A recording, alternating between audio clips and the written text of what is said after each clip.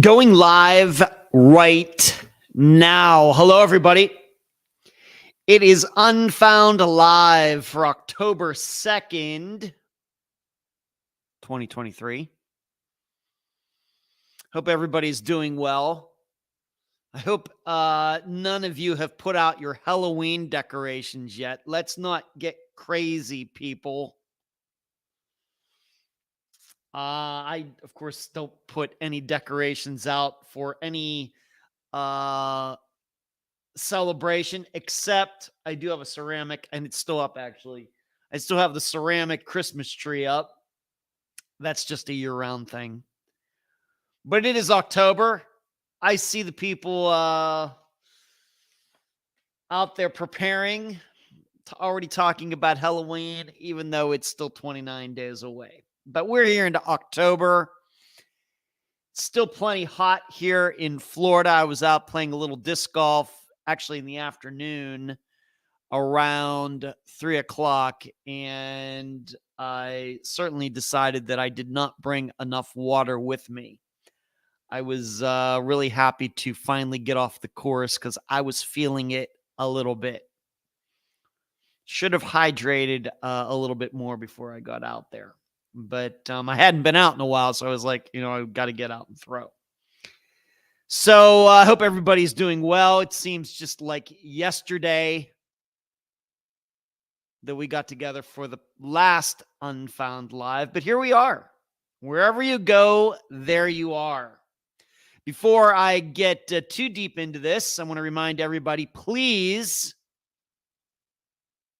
give this production a thumbs up, a 5-star review, whatever you can do on whatever app you're listening to this on as a podcast, of course, the next day, October 3rd and onward. But if you are here live tonight, do what you can to judge this live show accordingly. In addition, if you are not yet maybe a member of the discussion group on Facebook, why don't you get in on that? If you have not yet liked or shared the Facebook page where you can watch this live show now, why don't you do that? If you're not yet a subscriber on YouTube, why don't you do that? We've got lots of things you can do here at Unfound. We are in many, many places.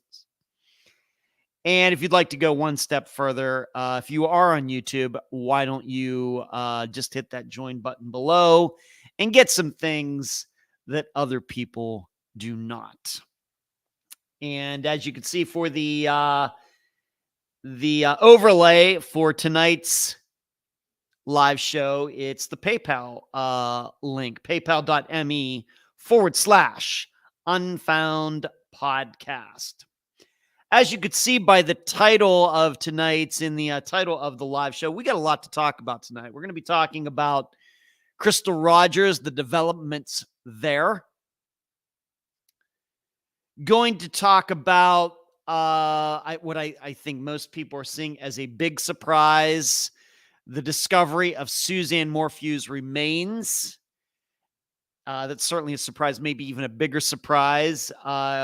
Her remains were found in an area that I don't know if anybody was really thinking that they'd be found there. So I'm going to do a little talking about that. And on last week's live show, I had it on the agenda to talk about the Zodiac Killer, just some of my additional observations, but I did not get to that. So that is also on the plate as well. And yes, I am going to bring up a couple points that I don't think anybody in the past 50 years has brought up about the Zodiac Killers. A couple things that I discovered that maybe should point the investigation in a new direction. And you know me, I'm not Mr. like sensationalism. I'm not Mr. Hype guy.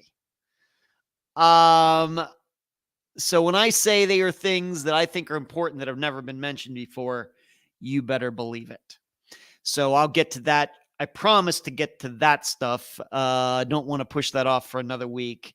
So I will get to it eventually. I think you'll find it very interesting. So let's see who's in here, and then I will continue. Nephew Charles, what's going on? Good to see you. Thank you. Everything, what's going on? Karen, Melody, not the rhythm, but the melody is with us tonight. Charlene, coming to us from Australia, right, Charlene? Am I correct about that? There we got some postings from me. And I brought up the Powerball, which I'll do in a second. Hello, Mark. Hello, Jasmine. Lisa. Shri, thank you for moderating tonight. Shri, good to see you. Kathy, Deborah, the real, also from Australia. Twinkle was actually talking to Twinkle over Messenger today. Good to see you, though, tonight, Twinkle. Charlie says, I have a talking demonic pumping hanging on the door already. The boy's the man, nothing less. Oh, my goodness, Charlie. And Facebook user, remember, for all Facebook people, if you're going to comment, I cannot see who you are. So maybe you just want to tell me who you are instead of me just calling you Facebook user. Facebook user likes the blur. You know, I've gotten I think the reaction to it has been the opposite. I think people like seeing like the video games and everything in the background, Facebook user. But that's what we're doing now that I'm using StreamYard. The week did fly by, Twinkle. Hello, MT. What's going on? Fairy. Hazel. What's going on, Hazel? Shelly. There's Kathy. And Lisa, thank you for the Unfound Now update episode today. It's spectacular. Thank you. I'm going to be talking about that, Lisa. Maybe a little surprise for everybody. Twinkles, can't wait to hear about the Zodiac Killer. And Spleen Girl, where you been, Spleen? Good to see you. Always good when Spleen makes time for the live show. Good to see you. Thanks for joining in. Just some things that are going on with me. I haven't played in a disc golf tournament in about a month, but starting this coming weekend, I will be playing every weekend till like the middle of November. Got a tournament at Taylor, my local course, and then I got a tournament down at Maximo at the most southern tip of the county. And then after that, I have a tournament over, where is it? I think Cameron is having that tournament at Picnic Island, which is over in Hillsborough County, down south of Tampa. And then 2 weekends in a row, I will be playing over at Cliff Stevens here in Clearwater. I'll be playing, intermediate one weekend, and then in the pro 50-year-olds and over division the next weekend. So like I said, about 3 weeks where I didn't play at all on the weekends for tournaments, but now I got a lot of tournaments going on, wrapping in a row. And I think it's a very popular time of I have Floral City in there somewhere. That's in there somewhere as well. My buddy Dana's tournament. So somewhere in all that, there's another weekend where I'm playing there too. So a lot of disc golf to be played in the upcoming month and a half. And hopefully I will fix some problems that I had in the last couple tournaments. But this is a very popular time in Florida for tournaments because it's cooling off just a little bit.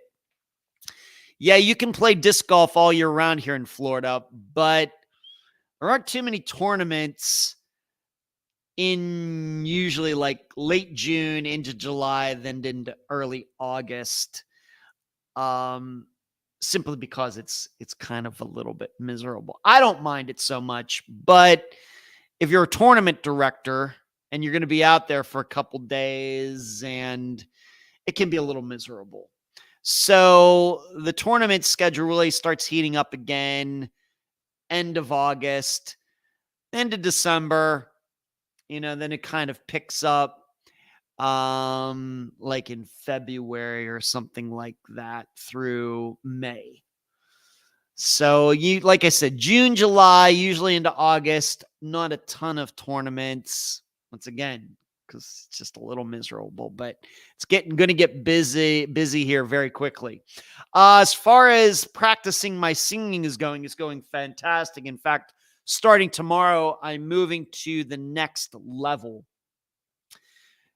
Pretty much for the last 3 months or so, I've been working on my chest voice, which means when you're singing, most of that energy, you can feel it down, down in this upper chest area of your singing. But what maybe a lot of people who aren't maybe they're into music, they love music, but maybe they're not into singing or anything, is a lot of times when you're hearing a singer sing, a lot of that is a combination of both chest and what they call head voice.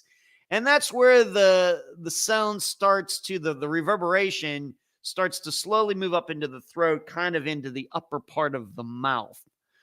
And it's probably the really understated part of singing. So, for example, if you're really into rock and roll and you're into, for example, Robert Plant, or you're into a lot of these other guys who can kind of what you would call sing high, like Bruce Dickinson, like Jeff Tate from Queensryche, like Sebastian Bach, from Skid Row, these guys, that's not what we would call chest voice. Really, they're singing up like in their head. And what they've done is they've mastered how to make their head voice sound like their chest voice. And they can go, that's why they have this huge range. And so the head voice part of it is what I'm going to be working on next. Been doing a lot of chest voice work. Now I'm going to be working more on the head voice, and then the big key is blending them. And so it's like mixed vocals. That is how, these guys, and when you hear them talk, they don't have, very high voices. In fact, if you've ever heard Jeff Tate talk, really his regular normal speaking voice is kind of very, very down here, very low.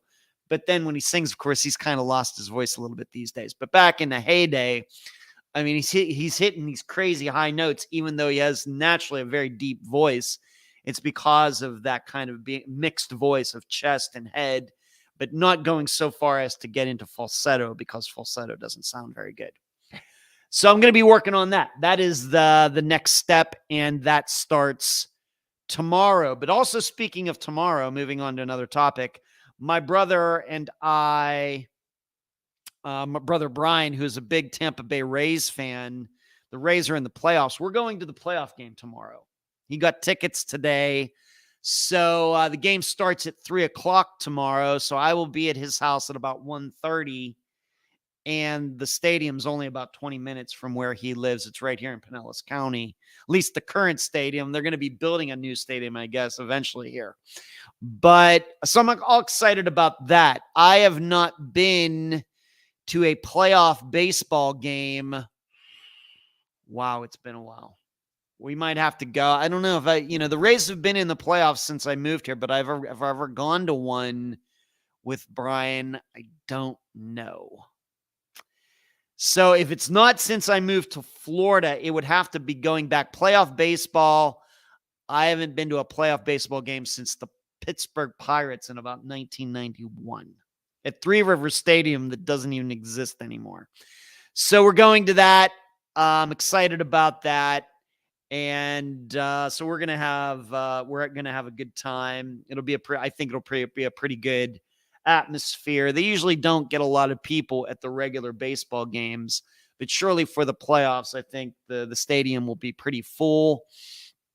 And I'm really looking forward to that going down there. My brother and I and a friend of my brother's, we actually went to a baseball game when the Pirates were here. Man, it seems like yesterday, but that was like in May or June or something.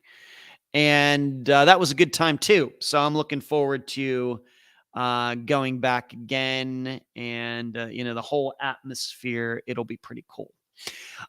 Maybe one more thing. I already typed it kind of in the messages that, remember, we got Powerball tonight. So if you haven't got your Powerball ticket, you still got time. You can listen to this YouTube live show while also driving to get your Powerball. It is up to $1.04 billion. Of course, if you take the lump sum, that only ends up being like 300 million, sadly, I guess. If you take the payments, I think you get like double that. But most people take the lump sum because, life's short. You don't know how long you're going to be here. And if you make smart investments, you can certainly make more money off your investments from something like that than taking the installment plan. The good thing about the installment plan, though, is for people who don't manage money very well. And actually, when my brother and I went to the concert a couple weeks ago, we actually had a deep conversation about this very topic. So he is more of an installment plan guy, and I am more of a lump sum payment guy. So either way, though, I think it ends up being okay. But that's happening tonight. Powerball over $1 billion again. And I don't know if you've been following this, but that guy who won that all by himself in California won like $2 billion. That was the gross amount. He's been going on a crazy buying spree, buying up mansions and everything else in California. But he's also being sued. People are claiming that he actually stole the ticket from somebody. I don't know if anybody's been following that. So there you go. Those are some of the things that are on my mind in my personal life. Everything's good here. And, I've been working very hard, and we're going to be talking about that here in a moment. So those are some of the personal things going on, and that is about it. Let's move on. If anybody wants to ask me any questions tonight, I do have one question from Vicky. It's a question I've gotten quite a bit, but she is new. She's told me that she is new to Unfound. She is new to the live show. She just discovered the podcast recently, and she's asking me a question that I've gotten quite a bit, but I'm going to answer it because she's new. So I already have that question. So if anybody else has any questions, once again, as long as it's PG rated and it's not too personal, I will answer it to the best of my ability. It does not have to have anything to do with disappearances or true crime or anything. But if anything's on your mind tonight, please type it in the chat and I will answer it.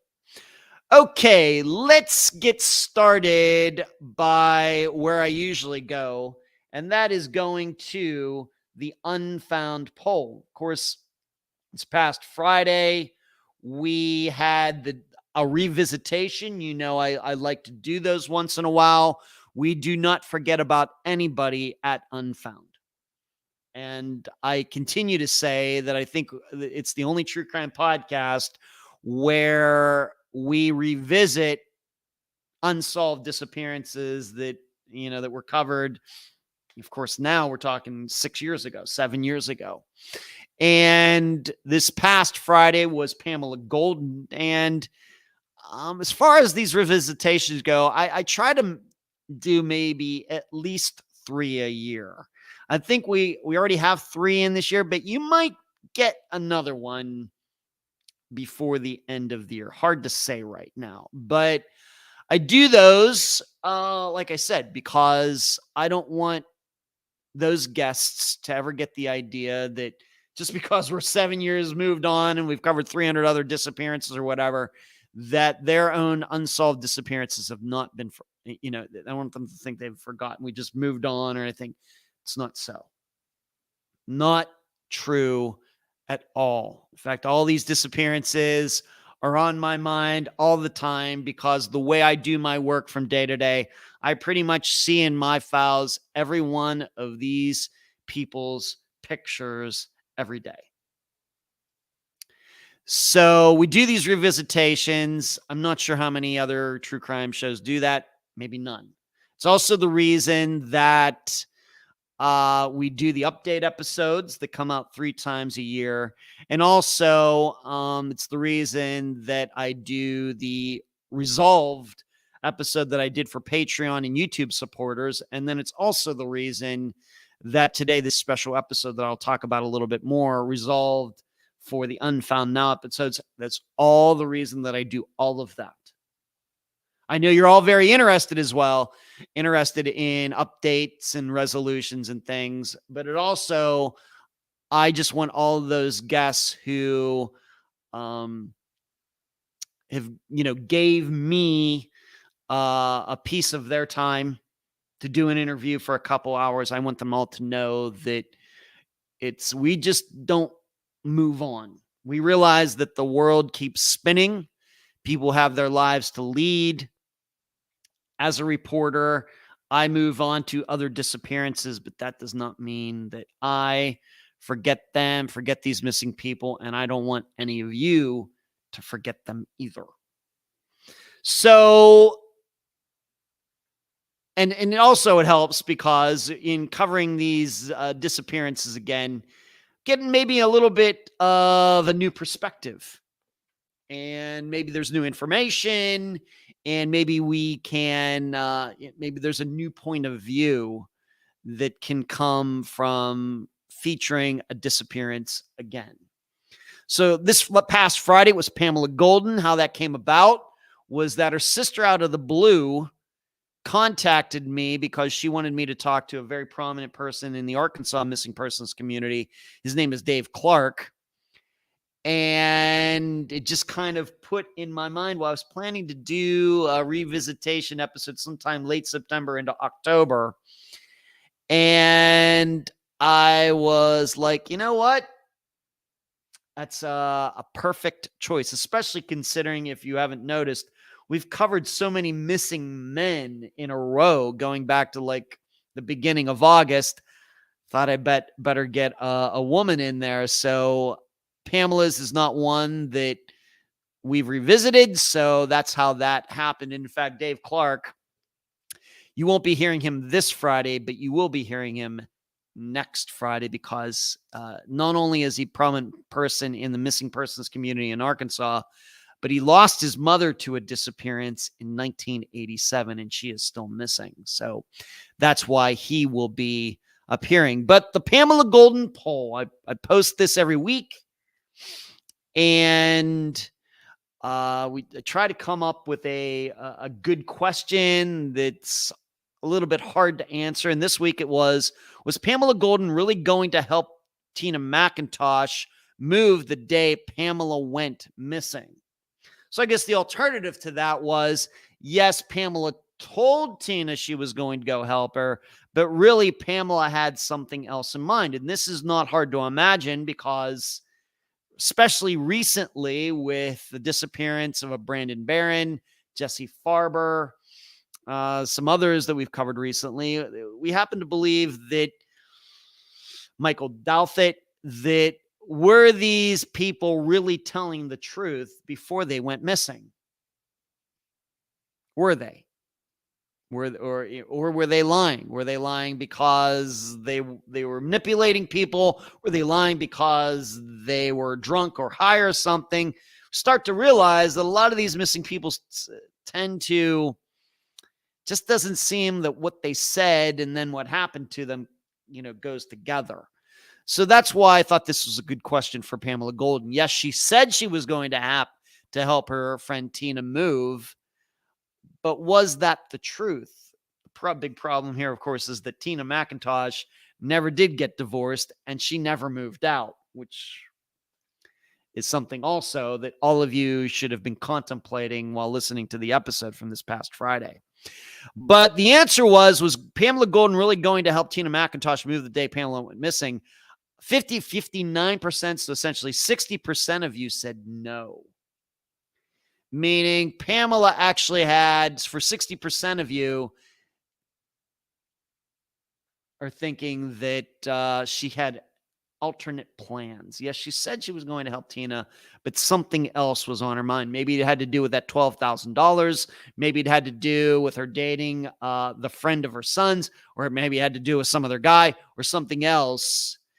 But 60% of you decided that no, she was actually not going to help Tina that day. That, of course, means 40% in the poll said yes, she was going to meet Tina that day. Now, in the think tank, and the think tank is a very, very, very private get together we have every Sunday evening where we get very in depth into the disappearance for that week. And Pamela's, even though it had been featured on Unfound before, we'd never had a chance to talk about it in the think tank because the think tank did not start until 2019. It was somewhat the opposite. That most people believe that she was going to help Tina that day or that evening. And I think a lot of those people in the think tank actually believe that, you know what, Pamela actually did make it to the McIntosh house and something happened there. I would say that that was the most popular theory in the think tank yesterday evening.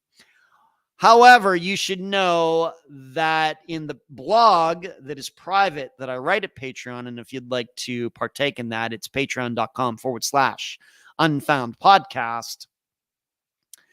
I came to the conclusion, yes, she was planning to go help Tina move, but myself, and I don't know if Rockford is in here yet, making a comment. I don't see him here yet in the chat. I don't know if he's in here tonight or not. He and I were on the same page in believing that Pamela actually got abducted in the parking lot. And that is the reason that she turned the wrong way in her truck. That somebody was waiting for her out there. So I believe she actually did intend to help Tina McIntosh move, but somebody got to Pamela first. My opinion, the way we do things in the think tank, nobody's right, nobody's wrong. I try to bring a decently tough agenda with good points to ponder there. And once again, if you'd like to partake, it's patreon.com/Unfound Podcast. So once again, maybe I shouldn't be surprised. The discussion group on Facebook and the think tank are at odds. It's more common than you could ever imagine. Now, in my, I don't know if I want to get too deep into, I think probably now that I've said what I think happened, probably most of you can guess who I think abducted Pamela, but maybe I'm a little more open to some other possibilities as far as a person who abducted her, who attacked her, or who kidnapped her in the parking lot that day. But I certainly believe that Pamela was going to see Tina that evening. So what is everybody saying in here? Hello, Hazel. Twinkle says, can't wait to hear about the Zodiac Killer ideas. Okay. Hello, Spleen. Deborah says, I've always been fascinated with the Zodiac. Hello, Suzanne. And Twinkle says that her sister is a big Rays fan. Interesting. Charlie says, go Rays. Mark says, I'm an old man. 300 million is more than enough for me. Yeah, and that's with all the taxes already and everything already taken out too, Mark, which is nice. The way that works, that, it says 1.04 billion, but that's before taxes are taken out. And if you take the lump sum, they deduct even more. Whereas if you take the payment plan, which is extended over I think 30 years, then you just get that 1.04 billion minus the taxes, which ends up being 600 some million. Whereas if you want all the money right away, you only get 300 million. And I know, so, well, man, you're getting ripped off. The key is that if you take that 300 million, yeah, maybe you want to buy some stuff. But if you even put 1/3 of, say you spend 200 million of it and you still have 100 million left, if you invest that 100 million wisely, diversify between stocks and bonds and real estate and whatever else, you will, by the time 30 years comes up, you will have greatly surpassed whatever you would have gotten had you just gone with the steady payments. I mean, it's not even close, but you have to have that discipline. But you have to figure also in, how long are you going to live? Can you do that? Do you have, maybe you're afraid of people who, are you strong enough to not just give the money away to people, suddenly people who become your friends? There's a lot of factors into that. Like I said, I think I'd take the payment or the lump sum. Haley saying, glad that Charlotte Senna was found alive. I saw that story, although I'm not very familiar with it. Shelly says, I agree with you, Ed, on this with Pamela. Okay, Shelly. Yeah. I guess what you're saying is agree with it. She got abducted from the parking lot, maybe. Is that what you're saying, Shelly? It's not I have to tell you, I don't think that regarding her disappearance, Pamela's disappearance, that is a very popular thought. I'm not saying that I'm original in bringing up, certainly not. But given that, I guess what I'm saying is, given that so many people believe that so many women have been abducted, for example, Jennifer Kesse. We, of course, know that Jodi Huisentruit was abducted, and maybe there are other women who we've, maybe Paige Rankowski. We know that the abduction of women is a common thought when women go missing. I guess I'm just then surprised it doesn't seem to be a popular idea for Pamela Golden. This is maybe just a little surprising to me. Hello, Patty. What's going on, Patty? Good to see you. Thanks for tuning in tonight at the 30-minute mark. Shelly, so Shelly and I are thinking the same about Pamela being abducted. Okay, thanks for letting me know, Shelly. Thank you. All right, so that is the Pamela Golden poll. And very sadly, that disappearance is over 30 years old now. Wow.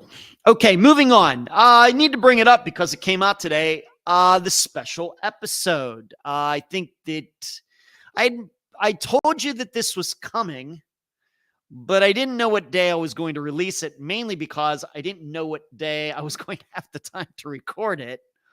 But I did find that time. First of all, of course, I had to put all the information together because I don't do this stuff off the top of my head. So I had to go back and list all of the unfound, now missing people, and then figure out which ones were somewhat resolved, and then figure out what I wanted to say about each of them. So that all takes time on top of doing interviews, doing the regular Friday episodes, getting prepared for this live show and everything else.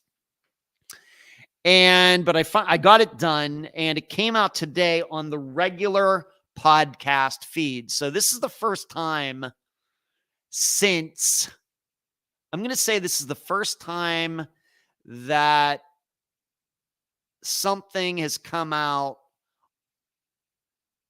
as a special episode on a Monday, I think, since the Steve Pankey episode in November of 2019. Pretty sure. Not totally sure. Pretty sure. So it's been a while. But I wanted to do that because for a few reasons. One, we don't forget about people we've featured on Unfound now. Number two, not sure, despite this podcast as an audio podcast, it's very popular, but trying to get more people interested in the YouTube channel. So I thought that would be a good way to do it.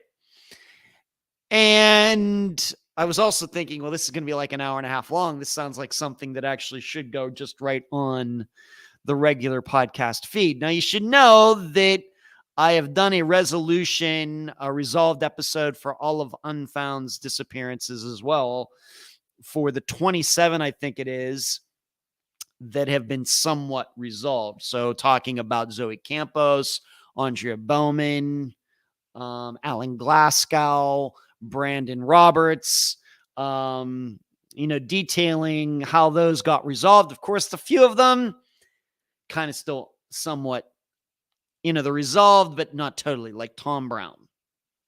Remains were found, but still very up in the air as to what happened to him. But I put that in the somewhat, you can understand why I put that in the somewhat resolved. So, category. So I've done that, but right now that is only available to Patreon and members and people who are actually members of this YouTube channel by hitting the join button below. But maybe I will make that public at some time in the future. So I already had experience doing that. And I thought, well, I might as well do one for all of the unfound nows as well. So that's where that came from. It ended up being like an hour and 38 minutes long. And we've covered 36 disappearances on Unfound Now, and 18 of them are somewhat resolved. And I get into that in the special episode that came out today. So I know all of you in here are subscribed to Unfound, whether it's on iTunes or Spotify, wherever else. So no, that was not a mistake. When you saw that little, whatever, if you get us on a little alarm or a notice saying, wait a minute, it's Monday and I'm getting a new podcast from Ed. Yes, that's what happened. That happened today. I think that was released at 3 p.m. Eastern today. And it is also a video on this YouTube channel. I made it available there as well. So, little change of pace. I thought you would find it informative. And I think it's important to know that these disappearances do get resolved and how they get resolved. And, if some of them are just partially resolved, why is that? Why is that? And so you get to go through these 18 and hear about Linda Stoltzfus and Mary Lane Carter and Lindsay Shobalak and Justin Sywek. These people who were featured on Unfound Now at one time, and then at some point their remains were found, although maybe in a few of them it's still up in the air exactly why they went missing and how they died. I think you all find that very interesting because I just don't like these things to kind of fade into history. Like to, once again, that's why it's called Resolved. So that came out today. If you haven't gotten to it yet, I hope you do soon. It's an hour and 38 minutes. It's just me talking. There's no unfound news. There's no interviews. There's no music even. You start playing it, and it's just me. It's kind of like an update episode without the music and everything. I just go right into detailing the 18 that are somewhat resolved. So there you go. All right, let's move on. And what I'm going to do first, because I don't want to run out of time tonight, I think I'm going to have plenty of time. I want to just talk to you about a couple of my Zodiac insights, Zodiac Killer insights. Remember, this is a guy who has not been caught yet, even though it's been 50 years. There have been a very prominent movie that had Robert Downey Jr. in it that came out with David Fincher as the director. It was spectacular, I think about 16 years ago. And you should know, I love that movie. I have it. It's on Paramount Plus. I have Paramount Plus.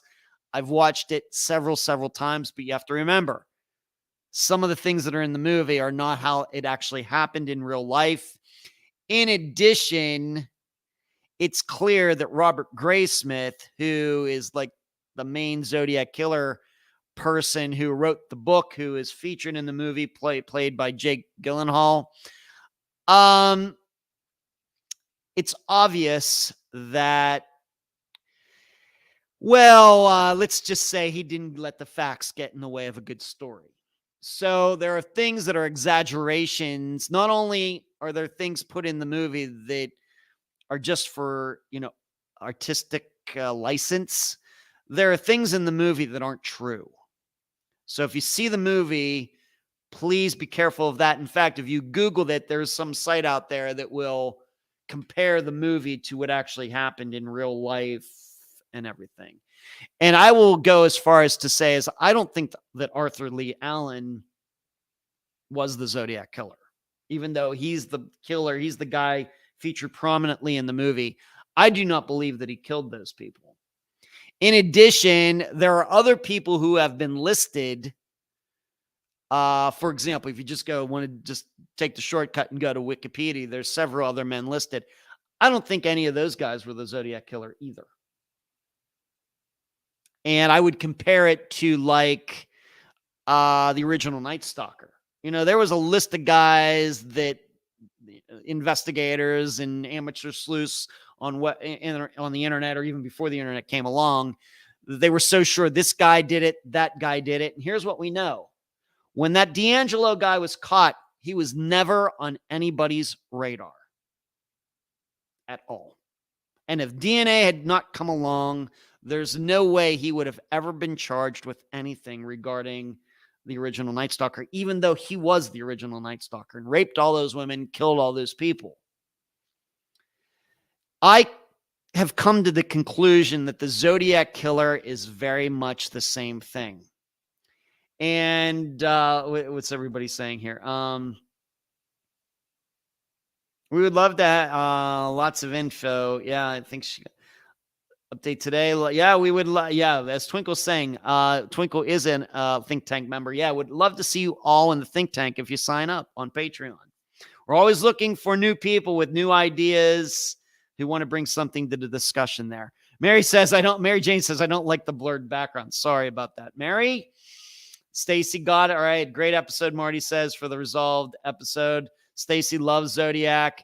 Marty says, gotta love Hollywood. Well, no, you don't. But I got you, Marty. Rockford, next you'll tell us that Oliver Stone took liberties in the JFK movie. Look at you, Rockford. Yeah, Marty. Okay, so what I want to do is I want to concentrate with the Zodiac Killer. And by the way, a friend of Unfound, Ken Maines, who was a guest way back in 2017, I know many of you know that he actually appeared on the History Channel to talk about the Zodiac Killer. I do hope to talk to him about my ideas here sometime in the near future. He's a little busy right now, but I have emailed him, although I haven't given him any specifics. But tonight I am going to give you my specifics.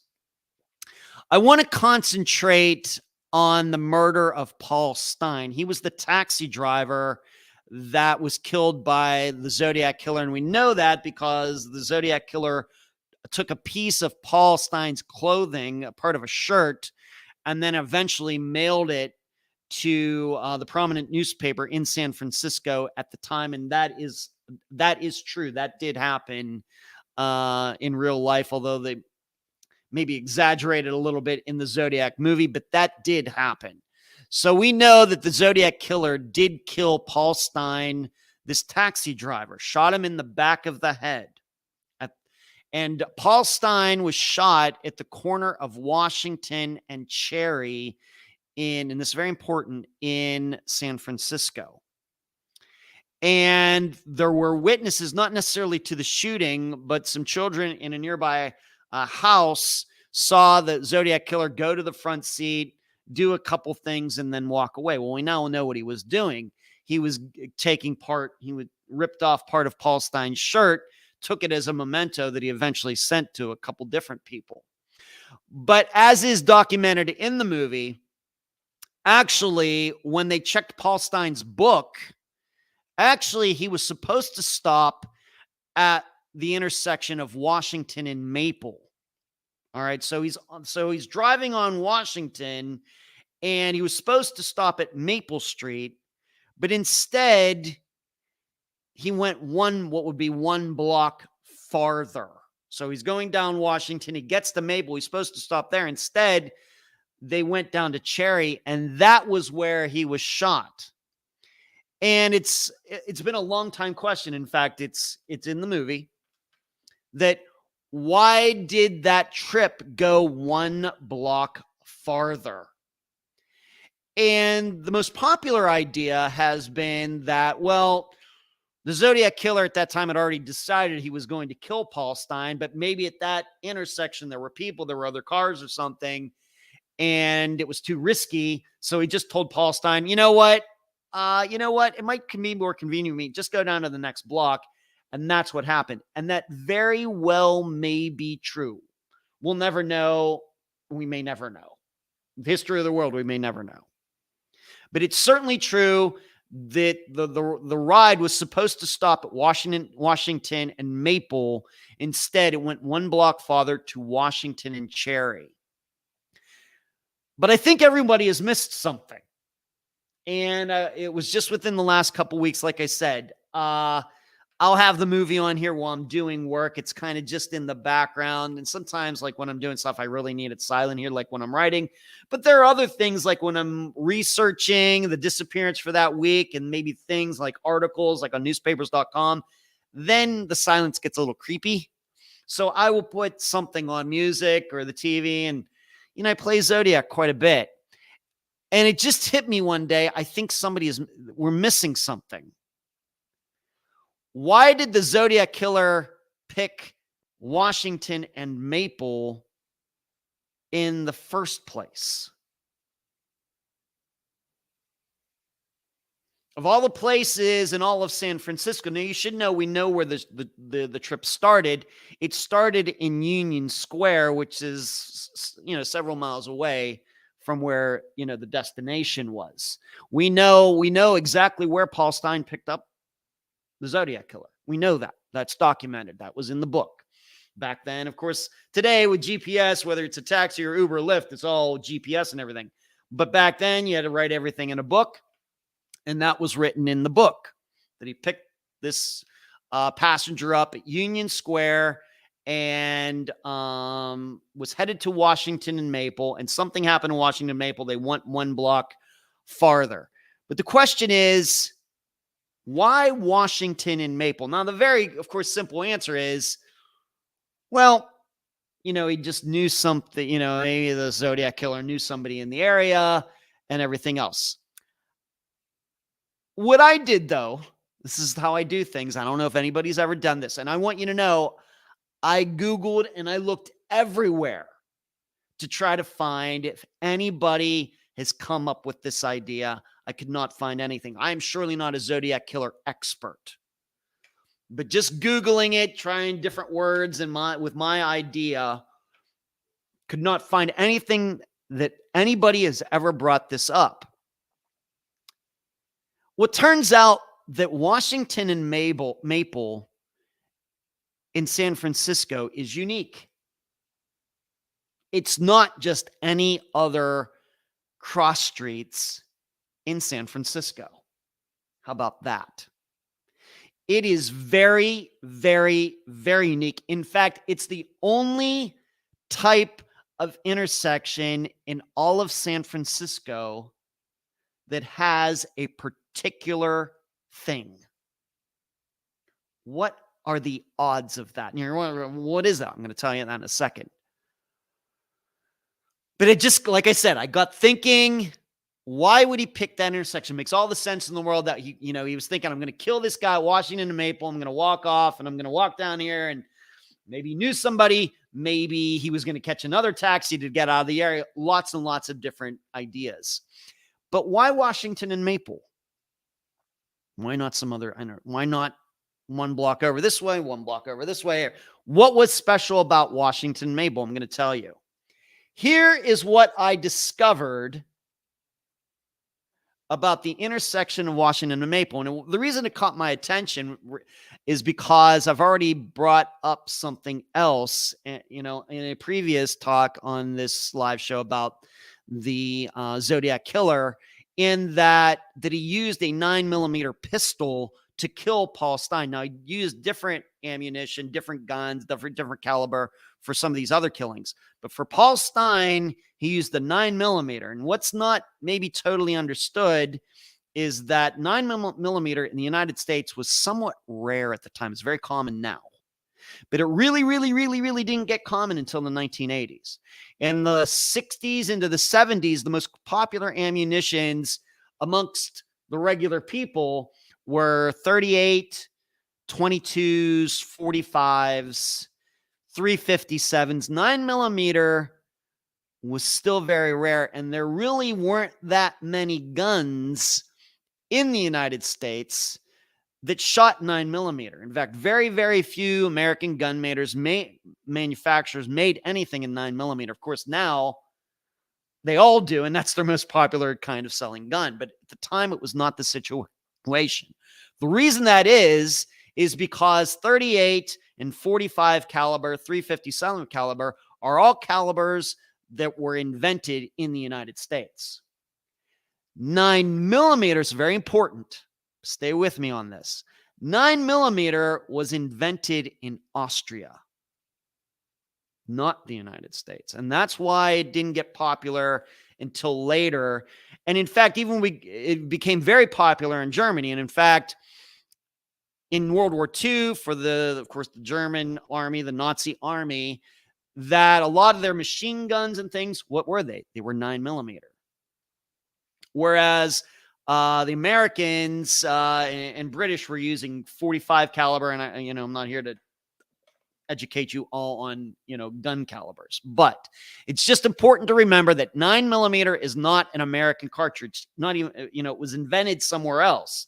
It's the most common handgun ammunition in the United States now, and has been for about 40 years. But it was invented in Austria, mainly used in Germany, and didn't become popular in the United States in the 1980s. However, Paul Stine was shot with a 9mm handgun, which had to have been very rare at that time in 1969. Now, where are you going with this? You were talking about the intersection. Well, at the corner of Washington Maple, the only house, and it's actually a landmark, almost, they're trying to make it a landmark in San Francisco as I'm doing this show. The only house in the entire United States designed by German architect Erich Mendelsohn is at the corner of those two streets. How about that? Erich Mendelsohn, he has his own Wikipedia page. You can look him up. Now, he designed other things in the United States.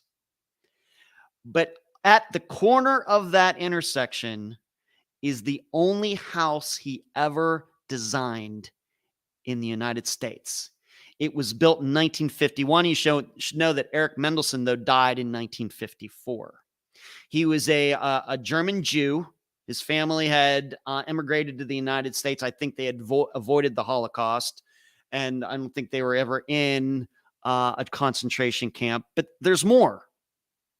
So what are the odds? So putting this all together, Paul Stine is shot by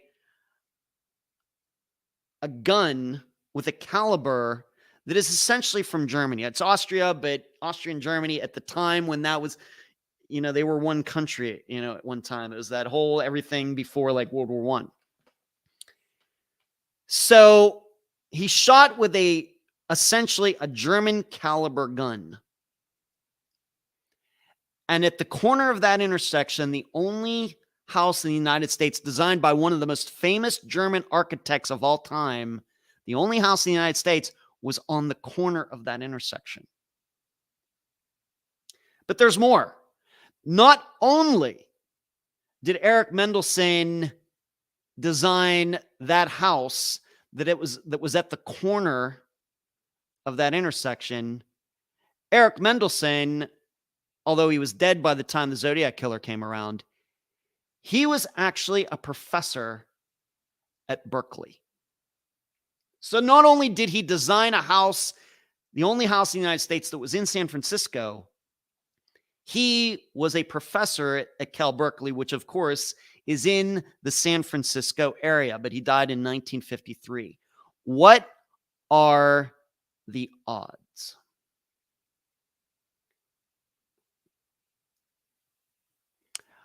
I would say, me, I don't like coincidences. You know how when we cover disappearances on Unfound, I shy away from coincidences. I'm a big believer in causation and correlation. And I just can't help but think that all of that is not a coincidence that Paul Stein, and you should know something, Paul Stein, also German. Although he's in the United States, Stein is a German last name. German driver, German gun, German architect who actually is at Cal Berkeley. I don't know what the odds of that are, but they would seem to me to be pretty unlikely. But I'll add something even more into this. I look at, of course, many of you who know the Zodiac Killer know that he had these messages that were sent to newspapers and, these cryptograms that people eventually figured out. In fact, they weren't really even that difficult, but they had mistakes in them. They were not perfect. Remember, what's really stressed in the movie, and this was true in real life, is that the Zodiac Killer spelled Christmas with 2 S's at the end. So it's Christ Mass. And then there were in the messages, there were some misspellings. Things that just kind of, it'd be like everything was correct. And then there'd be like mistakes, spelling mistakes, just odd things. Odd spelling mistakes. And we know people make spelling mistakes. Not everybody, is into spelling or anything, but they were somewhat odd mistakes. And you can go online anywhere and find those messages and find what those mistakes were. So there's all that. And so I start thinking, well, probably most likely who would know who Eric Mendelsohn was? Probably a German. I'd never even heard of him until I discovered that house. Never heard of him. Probably none of you have heard of him either. And it would take a unique type of person to know that house was on that corner. Probably. Remember, this is 1969. It's not something you could just go onto the internet and check out. So I start thinking, what are the odds that the Zodiac Killer, his first language wasn't English? We got a German gun. We got a German architect. And we got these misspellings in the messages. And I start thinking, could it just be that this guy's first language was not English?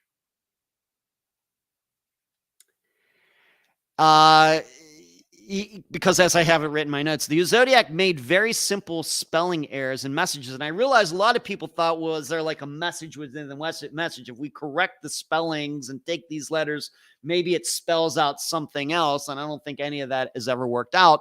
Maybe the reason he misspelled those words is because English wasn't his first language and he just made a mistake while putting the puzzle together. Just like any of us, would make a mistake if we don't know German or something. This would also might explain why they seemingly do have DNA from the letters that the Zodiac sent to many, many different people.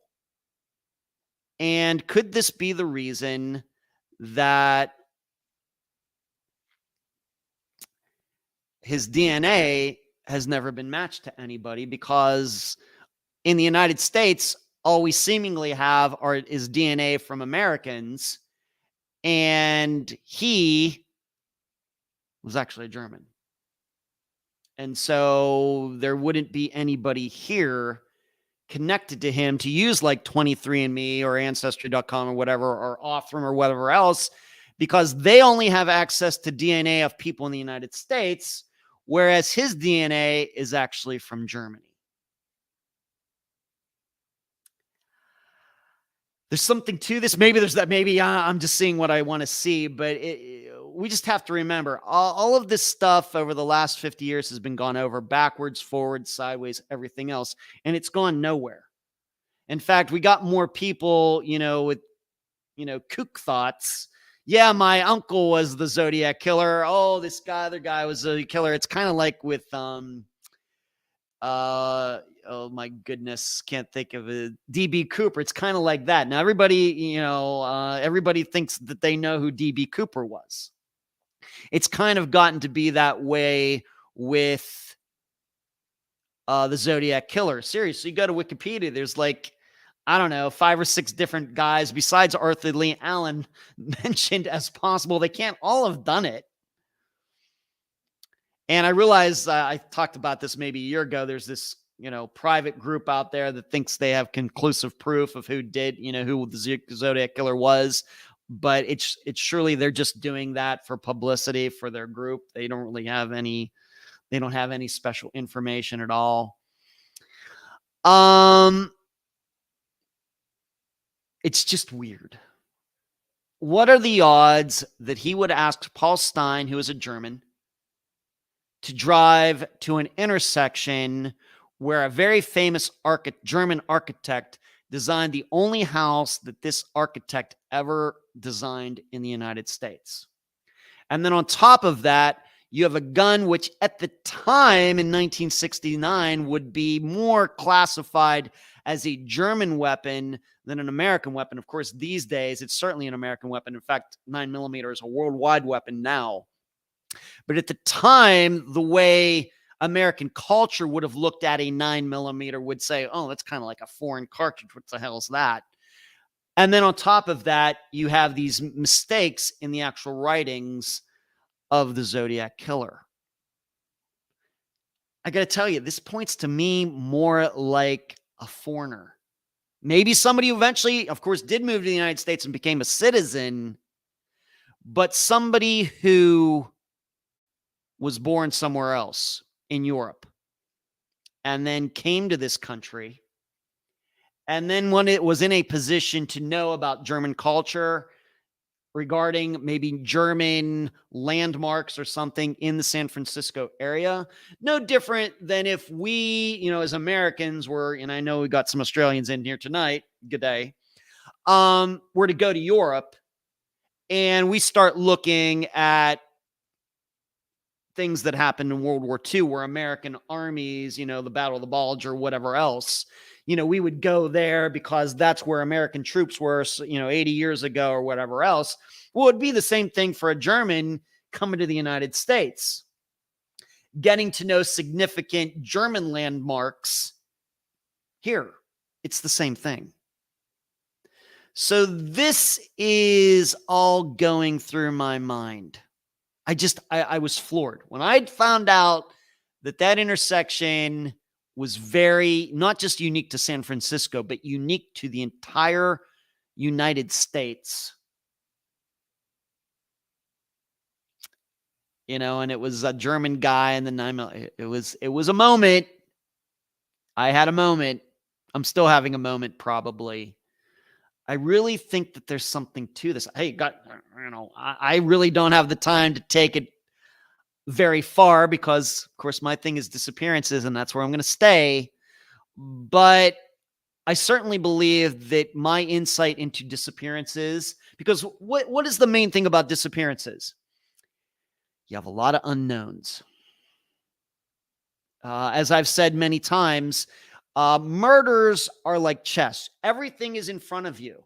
You know that the person is dead.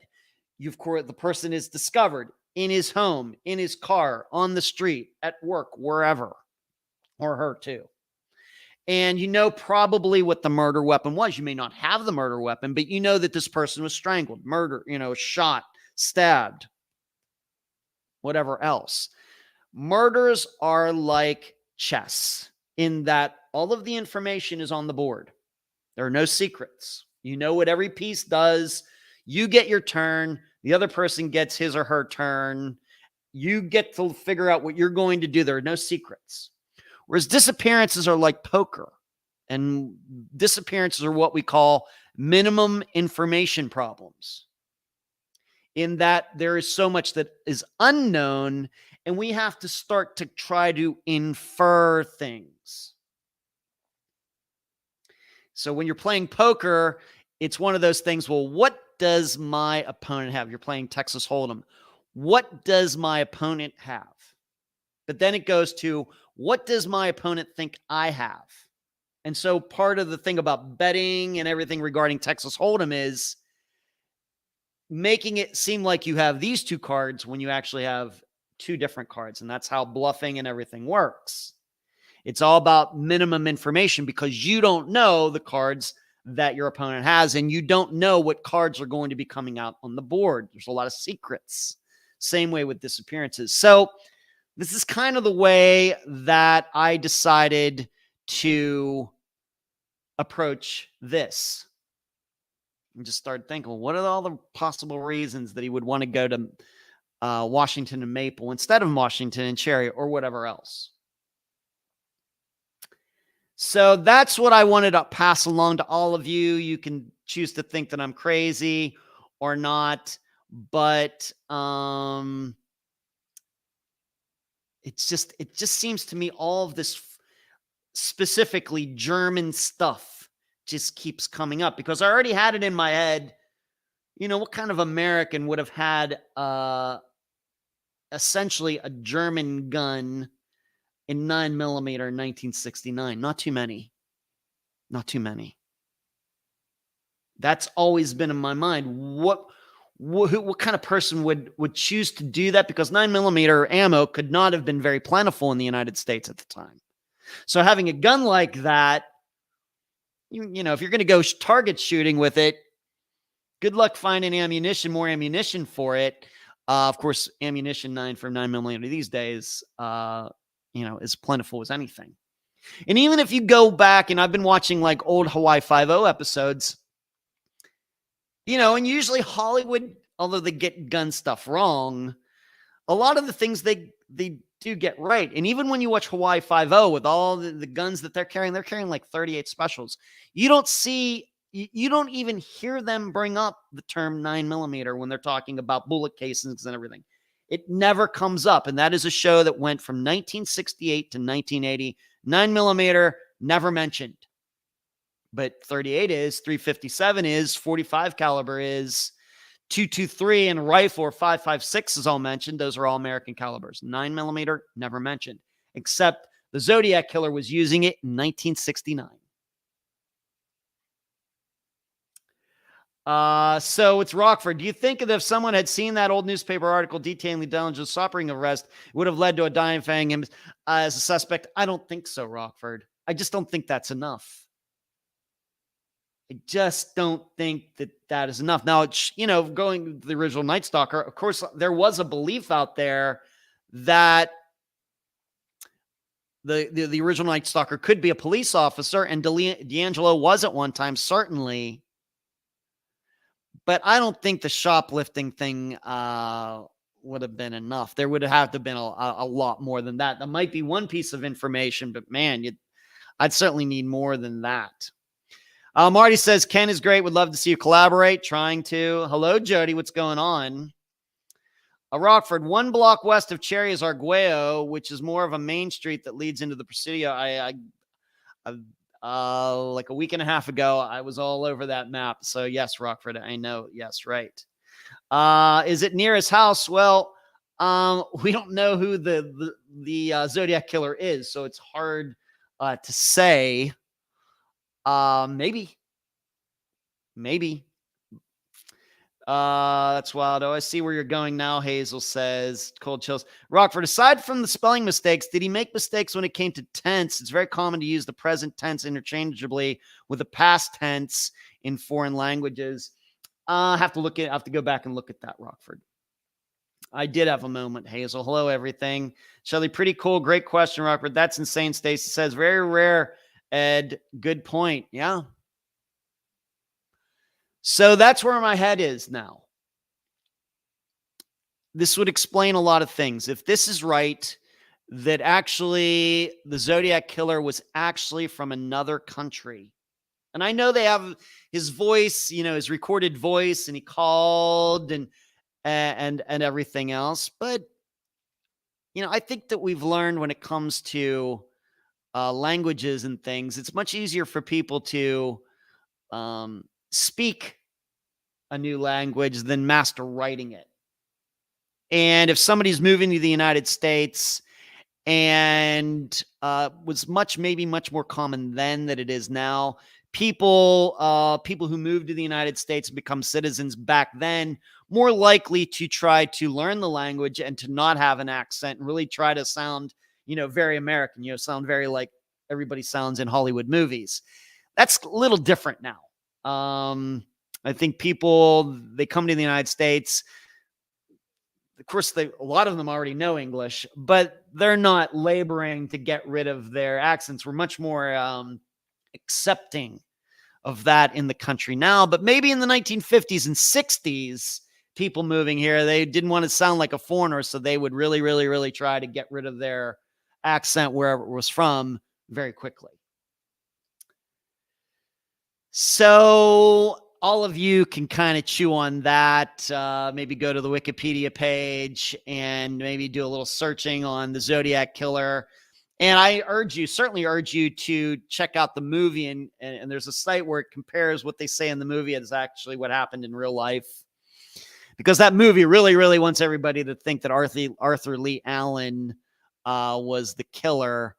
And you really look into it, and really the evidence just isn't there.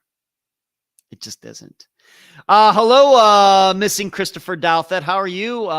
Why is the blurry? Because that's a setting that I have on my camera. That's why. That's no problem with you. Everything's working fine.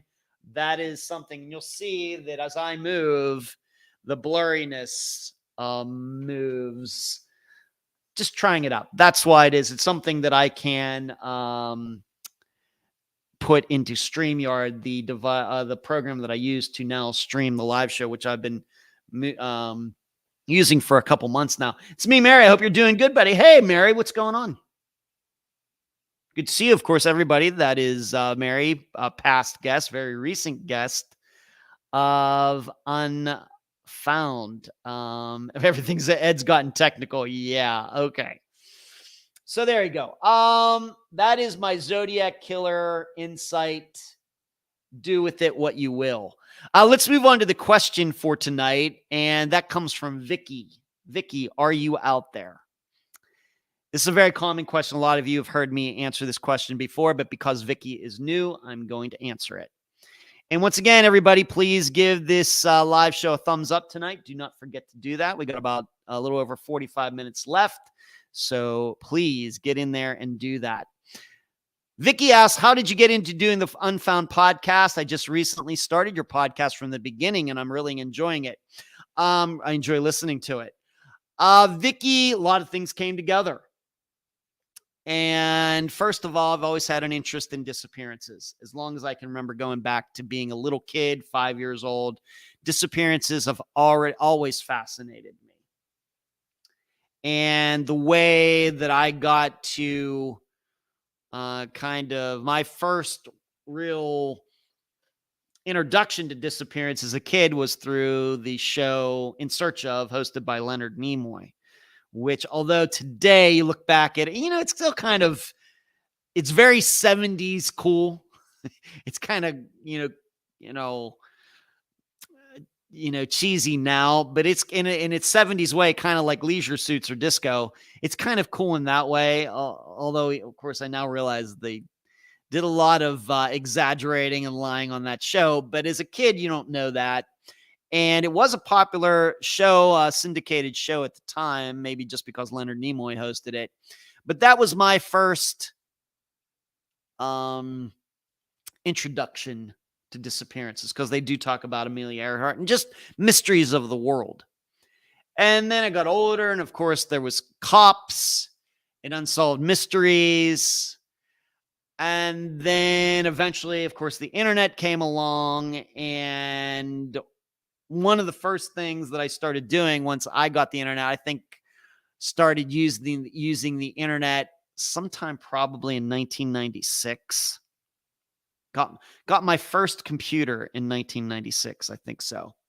And so I could get on to the local company at internet. And of course, it was like, with the telephone, the modem, you could hear the modem talking and all that through the telephone line or whatever. Remember that? Man, it seems like yesterday.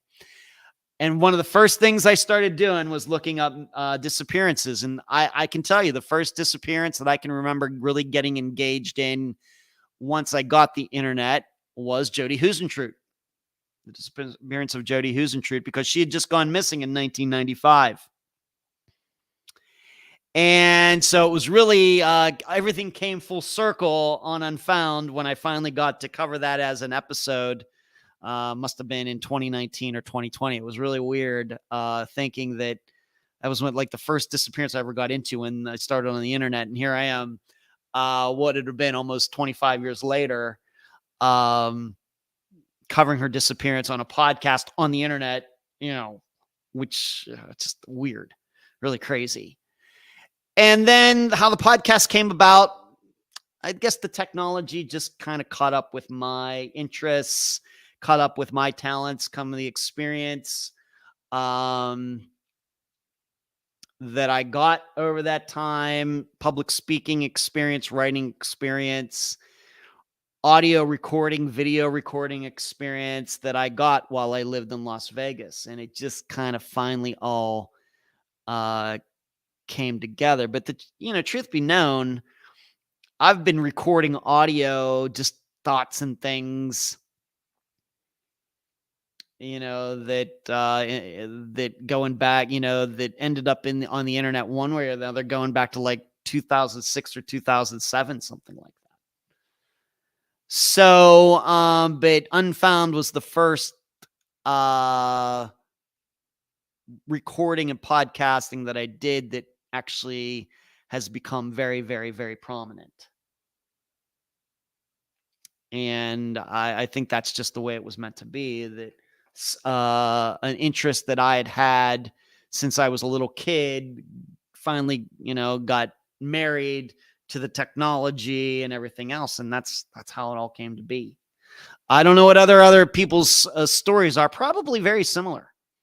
Maybe if you went to ask John Lorden or some others, I'm guessing it's somewhat similar. I'd be very surprised that people who now devote so much time to true crime podcasting are going to say that this is just something, that I didn't really get into true crime and unsolved murders and everything until last year. And I just started doing a podcast.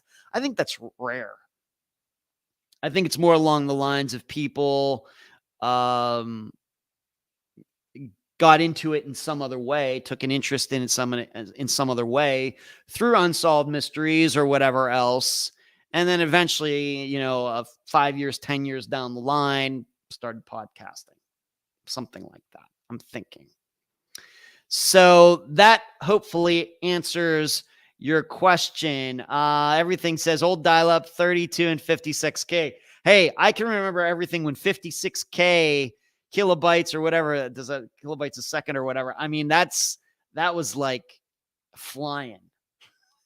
If you had 56K for your internet connection, you just felt like you were in the you were like 500 years in the future, like in Star Trek tech or something. I remember that. But I do remember when I first got cable internet, that was when I worked at Star Trek, worked at Star Trek in about 2001, 2002, in Las Vegas. And I can remember just thinking, oh my gosh, this is so fast. What is going on here? Suddenly a website that would take like 30 seconds to load would load in a second. It was so weird. I remember it like it was yesterday because I had regular dial-up and a couple guys that I worked with there had cable internet, and maybe they were already gaming on the internet or something like that. And they said, oh man, dude, you got to get cable. What are you doing? And it was just a mind blower. So I remember my first PC in 1999. Hazel says, missing. Mary says, I remember reading about Brandon Lawson. Did they ever solve his missing case? Well, I think they have, Mary. They have, although it's not necessarily official. They've found remains in the area where Brandon Lawson was, but have not necessarily been identified yet. But I think anybody who knows anything realizes that that it's Brandon and there wasn't any foul play. Everything's, you had to wait to read your emails. Took ages. Yep. I remember that. Sound of dial-up is quite nostalgic to hear. Yeah, that sound. That's my best version of that. Mark says, my first modem was 96 kilobytes per second. It took forever for even text to load. Yeah. I can remember the first email I ever got, which actually was in college in like 1991. I can remember a friend of mine at another school sending me a message from his school to my school over a computer, like 1991. And I cannot even begin to tell you how much my mind was blown. I mean, that was like traveling faster than the speed of light back then. Just could not believe it. And then, but really the internet as we now know it today really did not get popular in my part of Pennsylvania until 1996. But I can remember having a girlfriend in 1996. She went to New York City for something. And when she came back, she was telling me about how they were doing this thing in New York City now that they could talk to people and you could actually see the other person on the screen. That was like in New York City. Of course, cities usually get all this tech before the hinterlands do, like where I was living in Pennsylvania at the time. She told me about going to New York City and being able to talk to somebody across town over the internet and being able to see the other person on the camera. And I was thinking, we are in the Star Trek days. This is Star Trek. Could not believe it. So, but I don't think I ended up being able to do that. I don't think that ended up happening until I was in Las Vegas, like when Skype came along or something. But I can remember girlfriend at the time, her name was Janie, going to New York City when she came back because her mind was blown by it too. She goes, Ed, you're just not going to be able to even believe what the technology I experienced when I went to New York City, being able to see somebody I'm talking to them. It was crazy. Missing says, I liked your impression of the internet. Well, I'm not going to do it again, Mary. So that's the one and only time. Thanks. I always had said that I could live a whole life between page loads. That's funny. Twink, I remember the first time I heard the term mouse. Mark, I remember the old bulletin boards where I ever started using the internet would have to have been back in the early 90s. I remember those. And everything says, yeah, the Jetsons. Right. All right. So we're going nostalgia tonight. Usually we talk about music and stuff, but tonight we are going internet nostalgia. You never know what we're going to run into on this live show. All right. I got a couple things, certainly two big topics, that I want to cover before we are done tonight. I got 37 minutes. I want to talk about Crystal Rogers. I'm just going to first read the what is still written on the Charlie Project about her disappearance. Then I will read what has been written in the news recently. Crystal was last seen in Bardstown, Kentucky on July 3rd, 2015. She's never been heard from again. Her maroon four-door 2007 Chevy Impala was abandoned on July 5th near mile marker 14 on the Bluegrass Parkway in Hardin County near Elizabethtown. It had a flat tire and the doors were unlocked. Rogers' keys, cellular phone, purse, and other personal belongings were still inside it, and the phone's battery was dead. Rogers' loved ones said she rarely traveled to that area. Rogers' live-in boyfriend, Brooks Hawk, was the last person to see her. He stated that when he went to bed at 11 p.m. the night before, she was there, and Rogers was still awake at the time and using her phone. When he woke up, she was gone. He said he wasn't initially concerned because they had a stressed relationship, and Rogers would sometimes leave home and go stay with her cousin. He tried to call her on July 4th, but wasn't able to reach her. So in September, and I think I went over this at the time, in September 2023, a Nelson County grand jury indicted a local man, Joseph Lawson, 32 on charges of conspiracy to commit murder and complicity in tampering with physical evidence. The indictment did not identify any victim, but the dates given for the murder correspond to Rogers' disappearance. Her relatives confirmed they had been notified of the indictment prior to it being made public. Now, if you don't remember what I said at the time, I'm going to tell you what I found interesting about this is that if you look at a lot that's been written about Crystal Rogers' disappearance over the years, and even on the Charlie Project and elsewhere, Joseph Lawson is not mentioned at all. So his name seemingly kind of popped up out of nowhere as being a possible suspect in Crystal's disappearance. So that's what I remember. Once again, maybe it was a month ago that I talked about that when that story popped up. But now, and you'll remember maybe me also saying a question that I had at the time is that, okay, they charged this guy. He's at least partially responsible for Crystal's disappearance. And I start wondering, well, how many people does it take to make one woman disappear? Well, I guess we're finding that out. The most recent article from this past week is the boyfriend of Crystal Rogers and Kentucky mother of 5 who vanished in 2015 has been arrested and indicted on a murder charge in her killing, court records show. Brooks Hawk was arrested without incident by FBI agents and the Kentucky State Police on charges stemming from the Rogers investigation. The original indictment has been sealed, but a redacted version filed last Wednesday in Nelson County Circuit Court indicates Hawk is accused of killing Rogers on July 3rd or 4th of 2015. In addition, he was indicted on a charge of tampering with physical evidence. An attorney for Hawk did not immediately respond to CNN's request for comment. Court records indicate Hawk is scheduled to be arraigned on October 5th, when the FBI says more details in the case will be revealed. I guess that means I'll be talking about this next Monday, too.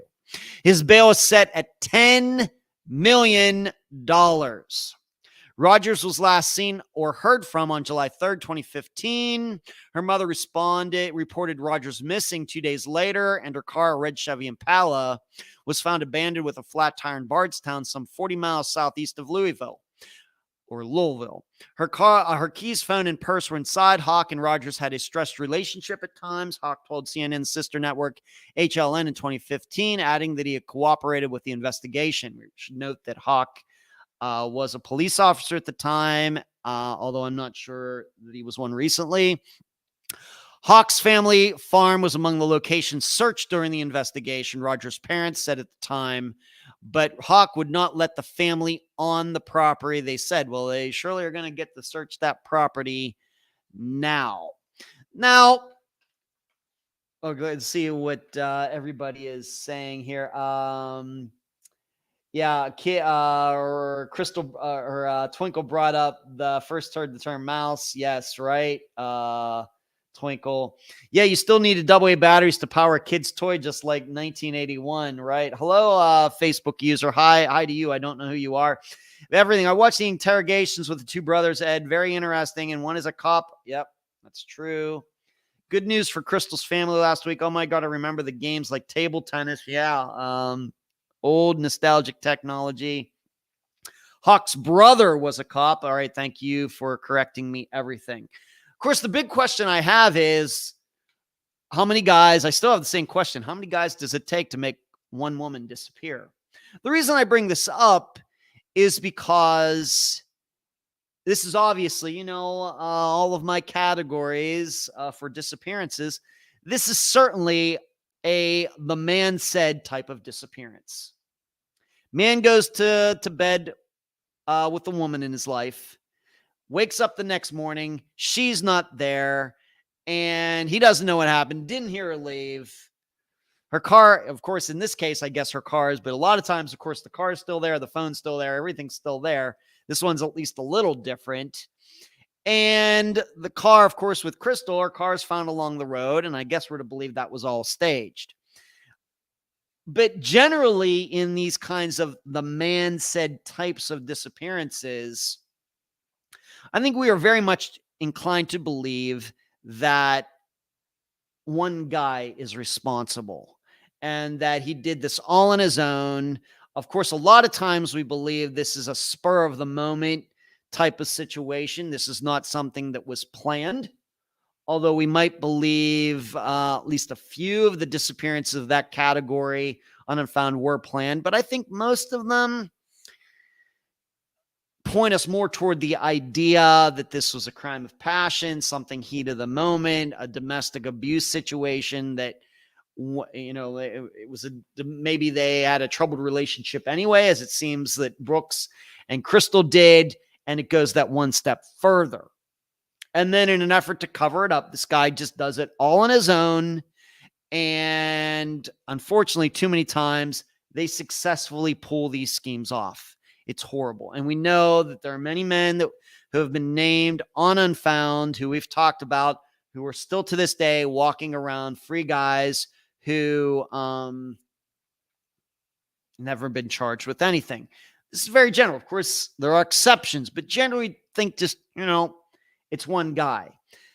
So this is the kind of the question I have with Crystal's disappearance. If we're to believe that Brooks Hawk is responsible and this Joseph Lawson guy was involved, and maybe also Brooks' brother, and maybe other, what are we talking then about here? How did this all come to be that multiple guys got involved in what was probably started out as Brooks and Crystal having an argument?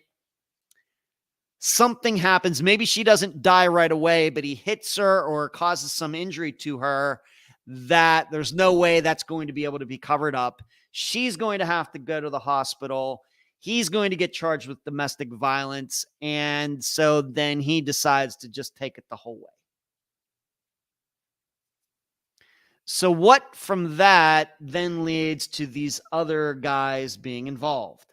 We just don't know that yet. Maybe, as it says here in a few days, I guess on October 5th, they're going to release more information. Did Brooks call this Joseph Lawson guy all distressed or something? Hey, it very well be that's how this is all put together. But on the other hand, I think that in these types of disappearances, the reason that these guys pull them off so successfully is because it's left to just one person. And maybe that is the problem. Maybe that is what we're seeing here, is that if we're to believe that Brooks killed Crystal and disposed of her body and staged the car out there, that the reason he's now being eventually, of course, it's been 8 years, it's been some time, that had he just done this all on his own, everybody would suspect that he killed Crystal, but they'd never be able to prove it. But being maybe that he did call this, got Joseph Lawson involved and other people involved, maybe then that is what is now leading to the point that he is being charged. This other guys gotten charged, and maybe others are going to be charged as well. Maybe that's how we all need, to look at this. That because Brooks got other people involved is now the reason finally that these charges are being brought. There was just too many people talking. Maybe one of these guys who hasn't been named yet has gotten in trouble for something else and has said, you know what, if you give me a break, I'll tell you what happened with Crystal Rogers' disappearance, that she was murdered. Very well could be. We may find that out eventually. But for me, as a person who studies this stuff, I really want to know why multiple guys were involved in this. When it seemed, my perception is, if we're to believe it went down like it seems that it went down, that Brooks and Crystal are alone there. Maybe the kids are there too. I don't know. I don't know where kids were. But, something went wrong and he killed her. What was the motivation to get all of these other guys involved? This would maybe be in contrast to like with Tyler North. It's obvious that his ex-wife was the one who instigated this, but she had to get her boyfriend involved, and maybe he did it willingly, just because, well, if she kills Tyler, then, in that park, what's she going to do? Was she strong enough to throw him in her vehicle or something? It's not saying there aren't women that can't do that, but it's rare. So the reason in that situation where she's certainly the instigator, the mastermind, she got a guy involved because she needed some muscle.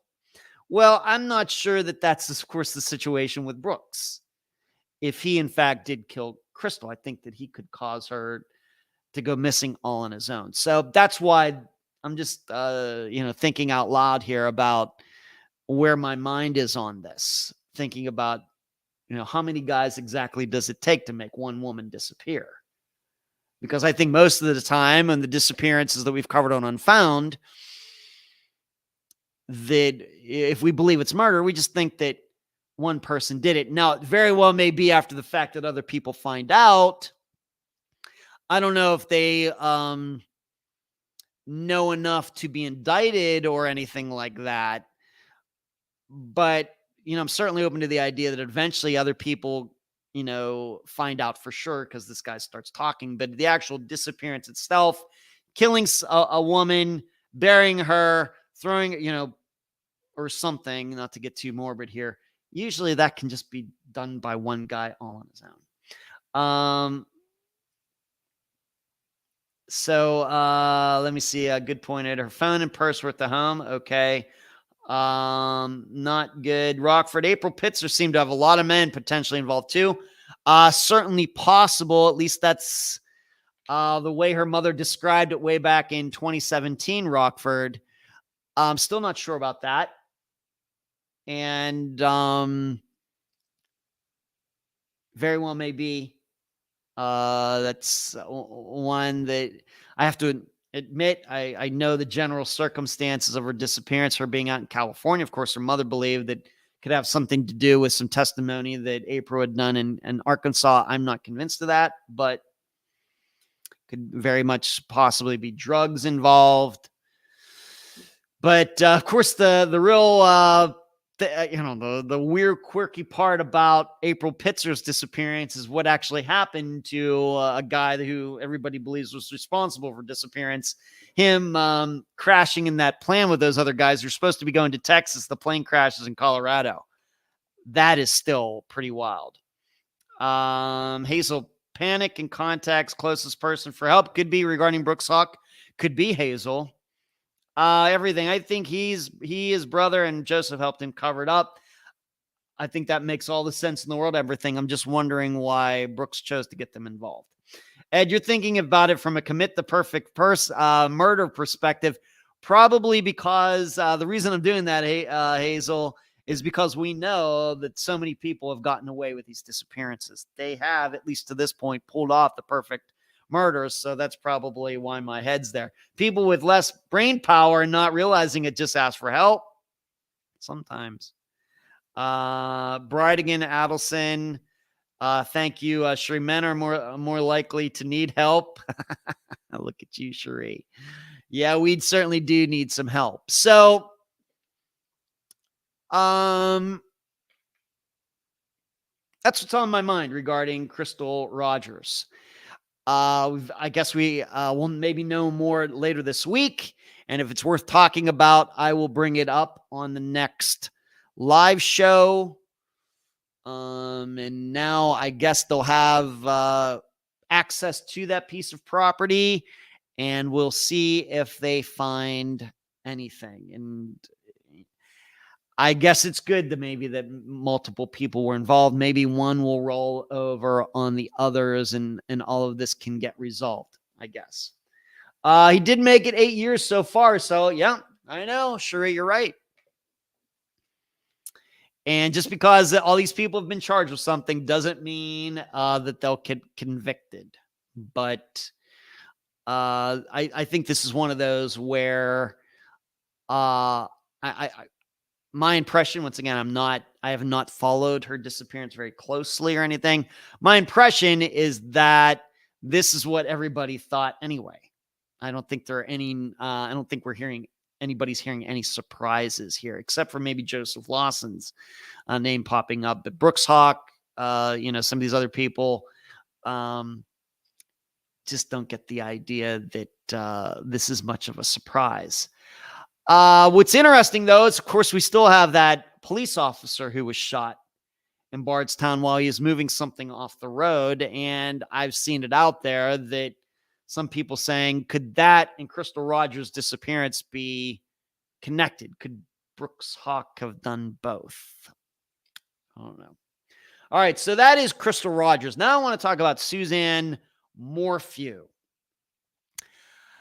This, once again, I realize many of you have followed this closer than I have, but I think for everybody, this really came out of nowhere. The body of Colorado mom, Suzanne Morphew, was dumped in a remote area known as the Boneyard, where an aspiring Marine was found dead earlier this year and another woman went missing in May. James Montoya, 26, disappeared in early April after leaving a bar with two men the night before he was slated to meet with military recruiters, his mother, Carmen Montoya, said. His corpse was discovered in July near Moffett, Colorado, during an unrelated search for Edna Quintana, who went missing in the same area in May. Investigators were continuing to look for Quintana last week when they found Morphew's remains in a shallow grave in Saguche County. I know I just butchered that. Roughly 45 miles from her home. They're calling it the Boneyard because so many people are being located there, and it's such a secluded area, Montoya's mother told the outlet. She said she personally went to the isolated site after her child's remains were discovered. Morphew, who lived with her husband, Barry, and their two kids, daughters, vanished in May 2020 after setting out for a bike ride. Investigators discovered the bike discarded in a ditch near the house the day after she went missing. Both Barry and Suzanne had reportedly had affairs during their volatile marriage, and Suzanne told her spouse that the relationship was finished just days before she disappeared. Her husband became a prime suspect in the case and was hit with murder charges before the case was abandoned in April 2022 due to lack of evidence. Morphew's body had not yet been located when he was initially charged. Landscaper's lawyer asserted last week that he had been a wrongful target in the case and that Morphew's demise could be linked to the other deaths and missing persons cases in the area. It would be ludicrous for anyone to try to now fit the now known facts to prior false assumptions and accusations, Barry Morphew's lawyer said. Gotta love lawyers.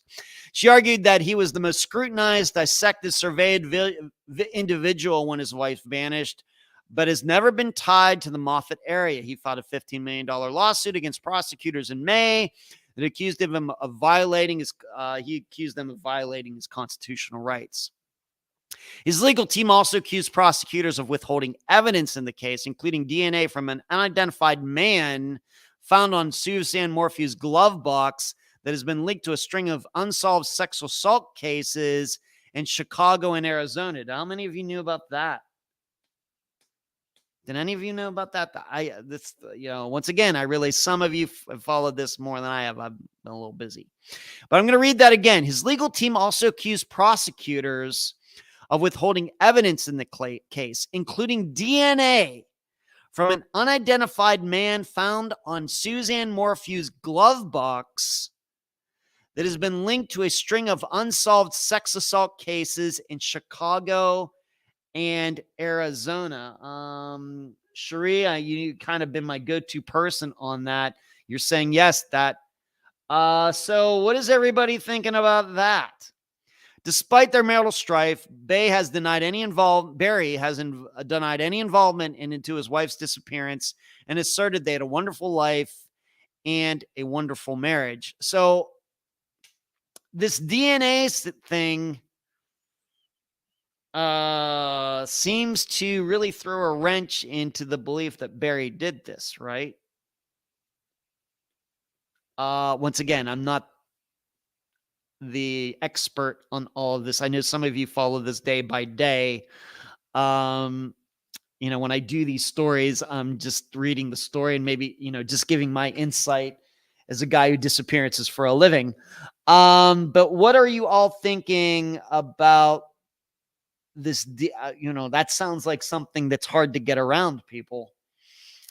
But as you type that out for anybody who has any insight into the DNA or an opinion on that, we have to remember this is another disappearance where remains were found by accident. So they go out looking for Edna. They find this guy. They go out looking for Edna again, and they find Suzanne, and Edna's still missing. That is crazy. That is really, I'm not saying it's never happened, but it's pretty rare. Although, I'm going to say in the last 5 years of doing this live show, I've talked about it at least once where, they were looking for one person and found another. And even in fact, when it came to that disappearance where they found the woman in the car down by Nova Southeastern University, that dive team was actually looking for somebody else when they found that car with that woman in it. So it does happen. But happening in the same area twice, gotta be really, really rare. Gotta be. So then I also though start thinking, is James Montoya, connected to Suzanne Morphew? What kind of, what are we then talking about here? Because, I'm not, I guess what I'm saying is, what are the odds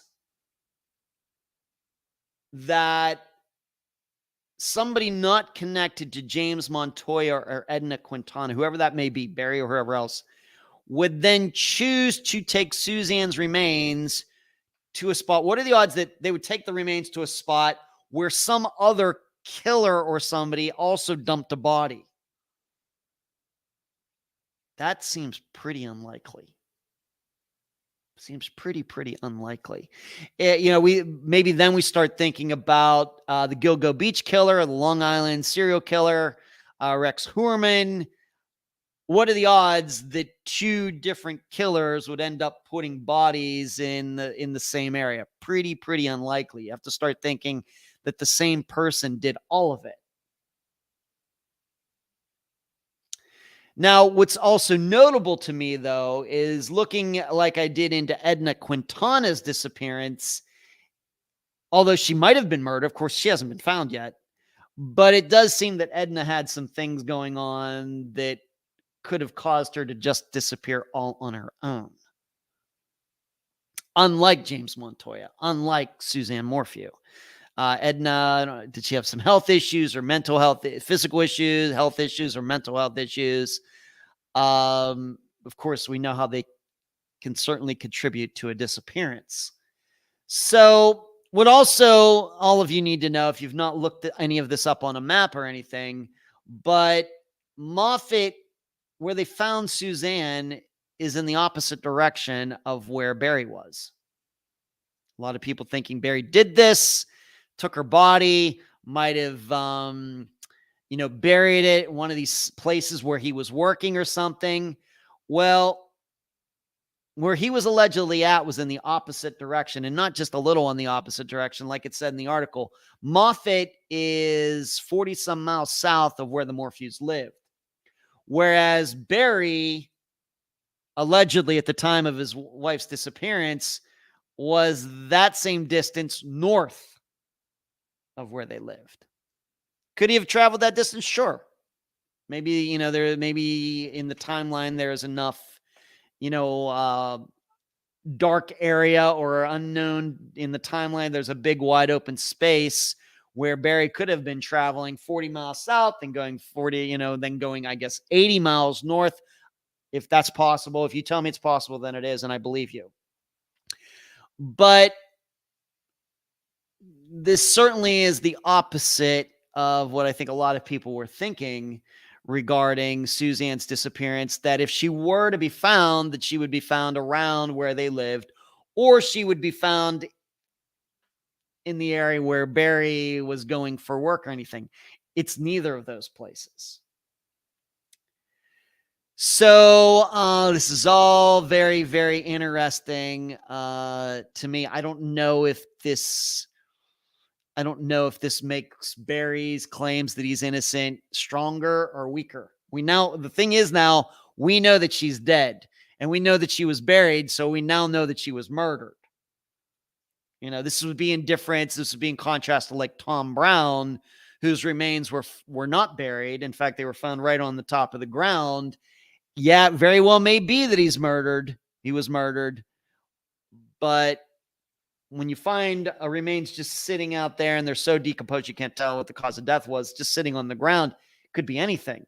Whereas when the body's in the ground, then that's pretty self-explanatory. So we know that Suzanne Morphew was murdered.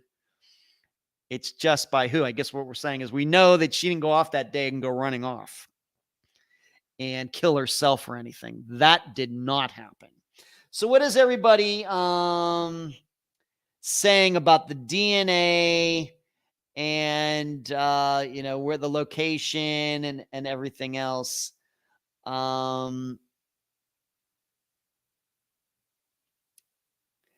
Everything saying regarding Brooks Hawking, his brother, their interrogation are on YouTube. I found it interesting watching them. Okay. The mob used to use it for their dumping ground, I guess, where we're talking about for James Montoya and Suzanne Morphew. Interesting. Yes, I had read about the unidentified DNA. Mark says, Cherie says, sounds like she got her car detailed at some point. All right. So Cherie's thinking that the DNA was left with somebody who was cleaning her car. So whoever's working at that car wash is a rapist. Okay, Cherie. That's interesting. That's very interesting, Cherie. He's lying. Barry admitted to being a true crime follower. I'm sure he knew about that burial site. Okay. Yes, that site goes way back for body dumping because he's not smart. Barry. Kathy, I'm still not convinced that Barry is not the killer. Regarding the DNA, thank you, Kathy. Everything, it was all called that name because of mob dumping back in the day. All right, Cherie. Barry threatened to end his life when he heard Suzanne was done with their marriage. A lot of guys do that, I'm guessing. Cherie turned off his telematics to his vehicle for 4 hours, put his phone on airplane mode. He had plenty of time. All right, so Cherie is telling me plenty of time. Okay, Obenyar, the guy who went missing and found, his car was found in Salida, where Suzanne was from. Look at you, Obenyar. I don't know how to pronounce that, but you must be new. Thank you for that. The guy who went missing and was found, James Montoya, his car was found in Salida, where Suzanne was from. What are the odds of that? Good one, Obenyar. Thank you for that. Good one. Hazel, Barry did it evening before, also possibly moved or after first disposal. Rockford, Mr. Morphew gets a Brady rule violation in his favor and a DNA hit. Whether he did it or not, he's looking hard to convict to me. Sure, no one saw Suzanne on Sunday except Barry. Mark, if I remember correctly, the electronic data from truck didn't ever put him close to where his body was discovered. Shree is saying that data was turned off. Shree also voted for Suzanne while she was missing. How did he know she wouldn't vote wherever he was? Yeah, I remember that coming up. So Shree, and we know how credible Barry is not. Yes, close enough. Okay. All right. So I guess what we're saying here is that there certainly was time for Barry to kill his wife and go 40 miles south and bury her and then go 40 miles north. And being that, as some of you are saying, it was a well-known dumping ground at some point for the mob. I guess maybe Barry being from that area, he might know that. And so he's thinking, this is where I'm going to put her, make it look like somebody else did it. It's a dumping ground anyway. Okay. And then as far as the DNA inside the car, I guess what Shree is saying is that there is some detailer at a car wash in Chicago, Arizona, who's now in Colorado, who's working on cars, and this person is actually a rapist and he needs to be caught. That's really interesting. I'm not saying that's true, but I think that's what Shree's trying to say, that, some people are going to think, well, that really rules out Barry. Well, not if she had gotten her car washed and detailed and somebody there actually was the rapist and just hadn't been caught yet. But what are the odds, I guess? What are the odds that a rapist from Chicago, I guess Illinois and Arizona, is then in Colorado and he just happens to clean Suzanne's car and then she goes missing? That is something. That is something. Sure, it's definitely not easy, but it's logical. Too many things point in Barry's direction for me personally. Good thing he has a nice defense. His defense, he's certainly getting his money's worth. I guess is what we would say. Sure, he's certainly getting his money's worth. Facts notwithstanding, the prosecution has made mistakes it can't afford, and the defense got lucky if the DNA angle pans out, which I want to study before I buy. Yeah, you would think that if that's true, that this DNA has been linked to these rapists. I mean, they got to figure that out, and I think that Shree brings up a good point. Makes sense. The guy's working on the inside of the car and leaves some DNA there. Maybe they can track this rapist down. Of course, on the other hand, maybe we should think of it this way. Just putting this out there. She gets her car done at that car wash, and that guy who's cleaning her car decides to stalk her. She's there by herself. Maybe he hears her talking to somebody about how she's getting out of her marriage or something. And this guy, being that he has access to her car and going in her glove box, can look at the address, know her full name and everything. How about that? Possible. Something to think about. Shree, I bought a used car. No telling whose DNA is in there, but I've been single for years. Me too, Sheree. Everything, it's good they have DNA anyway to track whoever down. Yeah, that guy got to get caught too. So, developments. I guess I then have to ask the question, and then we'll get to the final part of this live show tonight. If this was known as a burial ground, I'm wondering why they just didn't go to that area first. I know it's 40 miles away, but I'm wondering. If this was known in the area as being a burial ground for bodies, I'm wondering why they didn't go down there looking for Suzanne in the first place. Maybe it's just a rhetorical question. Yeah, Rockford says, I'd hate to be a prosecutor trying to explain the DNA unless the rapist is nailed with no doubt whatsoever. That's true. Mark, you are 100% correct, Rockford. I don't know if Barry did it or he didn't, but prosecution shot themselves in the foot by not properly turning over discovery. Sure, he doesn't help the state, but she didn't go missing from her car or bike. They lived in a very upscale rural area. Of course, he could have stalked her, but her pissed off husband was right. It's really deep, Ed. Very deep. It is deep. Deep thoughts, like that old Saturday Night Live skit. Deep thoughts. The turning off the tracking devices, certainly true, Sheree, but then, it's one of those things, Sheree, wouldn't Barry know that they would check that? I mean, maybe he's just totally stupid. Totally stupid. Totally stupid. But is he really that stupid? Maybe. All right, moving no deep where the bodies are dumped. Oh, okay, I gotcha. All right, everything. All right, this Friday.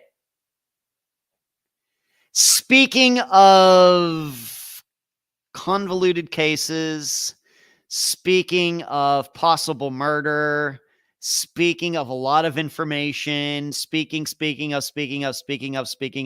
of, that is certainly the situation for this Friday's disappearance. The disappearance of John Spira, S-P-I-R-A. He disappeared on February 23rd of 2007 from Chicago, Illinois. His sister, Stephanie McNeil, is the guest. This is a disappearance that got a 4-parter on True Crime Daily, although they really only covered the generalities. Of course, we at Unfound, we go into the deep nooks and crannies of disappearances, but you may want to check the True Crime Daily 4-parter out anyway for preparation for Friday.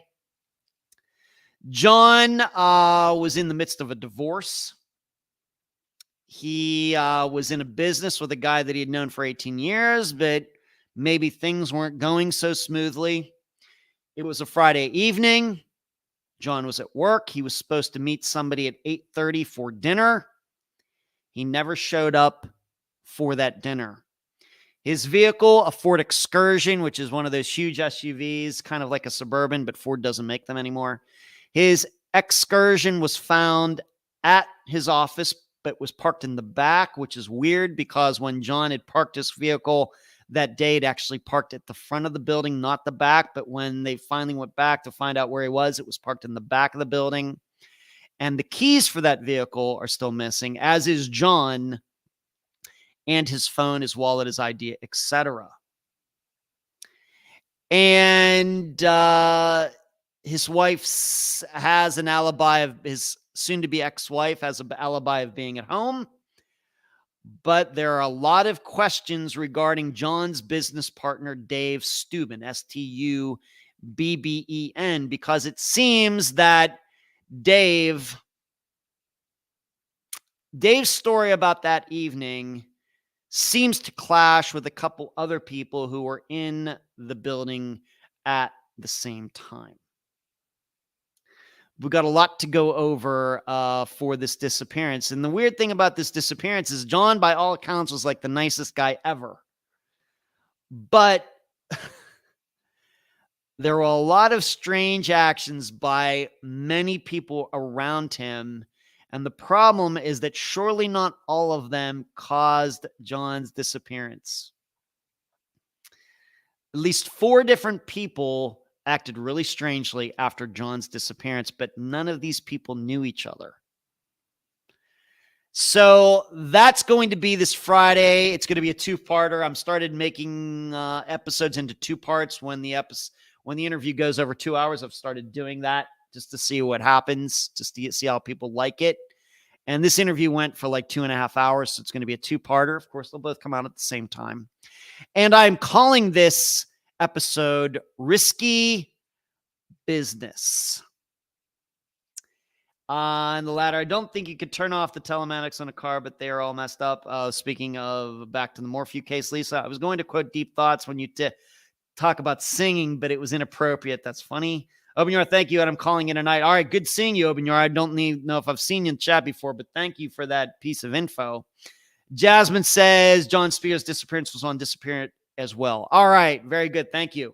Well, check that out if anybody can on Disappearance as well, because it'll be a nice warm-up for what will, of course, be the most in-depth and complete coverage of John's disappearance. That'll be this Friday. So that's it. Chicago movie reference. Yes. And thank you, everybody. Please give this video a thumbs up before you leave. Give it a nice review if you're listening in the podcast. And you will hear me on Friday. And thank you all for taking time out of your Monday night to watch this live. And Charlie, say hi to the kids for me. Good night.